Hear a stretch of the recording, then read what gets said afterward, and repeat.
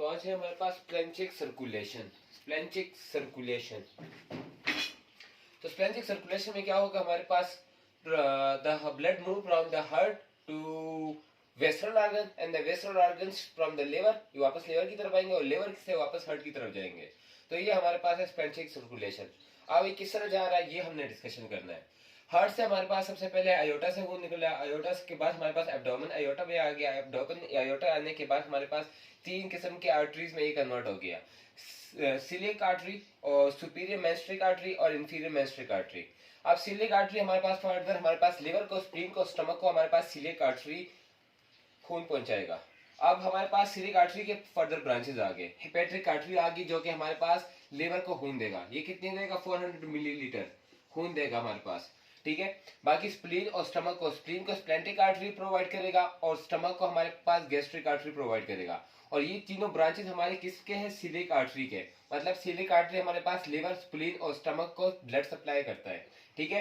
ये हमारे पास आ गया सबसे पहले आयोटा, आयोटा के बाद एब्डोमेन आयोटा, एब्डोमेन आयोटा का पहली ब्रांच हमारे पास सिलिक आर्टरी और सिलिक आर्टरी के फिर फर्दर तीन ब्रांच हमारे पास हेपेटिक आर्टरी, स्प्लेंटिक आर्टरी और हमारे पास गैस्ट्रिक आर्टरी। तो हेपेटिक आर्टरी लिवर को गया हमारे पास, स्प्लेंटिक आर्टरी स्प्लीन को चला गया और गैस्ट्रिक आर्टरी हमारे पास स्टमक को चला गया, ठीक है। अब फर्दर हमारे पास दूसरा हमारे पास दो ब्रांचेस है हमारे पास, सुपीरियर मेंस्ट्रिक आर्टरी, सुपीरियर मेंस्ट्रिक आर्टरी हमारे पास पेंक्रियाज, स्मॉल इंटेस्टाइन और कोलन को, तीनों को हमारे पास ये ब्लड देगा।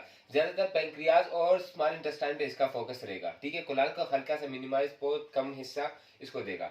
लेकिन जो इंफीरियर मेंस्ट्रिक आर्टरीज है ये हमारे पास लार्ज इंटेस्टाइन और कोलन को देता है, लेकिन इसका जो ज्यादा हिस्सा है कोलन को दे रहा है, ठीक है। अब ये सब कुछ तो आ गया हमारे पास, आयोटा से हमारे पास सेरेब्रल और ये ब्रांचेस में आ गए, ब्रांचेस हमारे पास ये सारे विजरल में आ गए, ठीक है। अब ये सब कुछ तो आ गया हमारे पास। तो ये जो स्प्लीन है इनसे वापस भी तो खून लेके जाएगा, मतलब आर्टरी तो आ गया, अब इनका तो लिए वेंस की जरूरत है। तो इन सब के लिए हमारे पास पोर्टल वेंस मौजूद होता है, जो कि पोर्टल वेंस इन सब से खून लेके जा रही है हमारे पास लिवर को। अब लिवर को क्यों लेके जा रही है ये भी मैं बाद में आंसर बताता हूँ। सबसे पहले स्प्लीन का, फिर stomach, pancreas, small intestine, colon, ये सारे आ जाएंगे पोर्टल वेन में। पोर्टल वेन सीधा लेके आएगी लिवर में।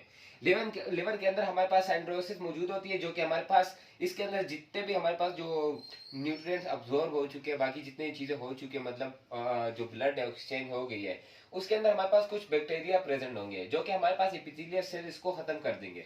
खत्म करने के बाद जो लिवर है इसके अंदर 400 मिलीग्राम आया था, अब 1500 मिलीग्राम कैसे आया, इन सबसे होके आया। अब 1500 मिलीग्राम इसके अंदर मौजूद है। अब ये जो खून है ये वापस जाएगा हट की तरफ। अभी किस तरह जाएगा, मैंने कहा था हेपेट्रिक आर्टरी लिवर को प्रोवाइड करते हैं और लिवर से वापस हेपेट्रिक वेन लेके जाती है, ठीक है। हेपेट्रिक वेन लेके जाएगी इंफीरियर वेना के वजह से, और इंफीरियर वेना के बाद डायरेक्ट हार्ट में जाके एंटर होती है राइट एट्रियम के अंदर, ठीक है। ये था हमारे पास स्प्लेंचिक सर्कुलेशन।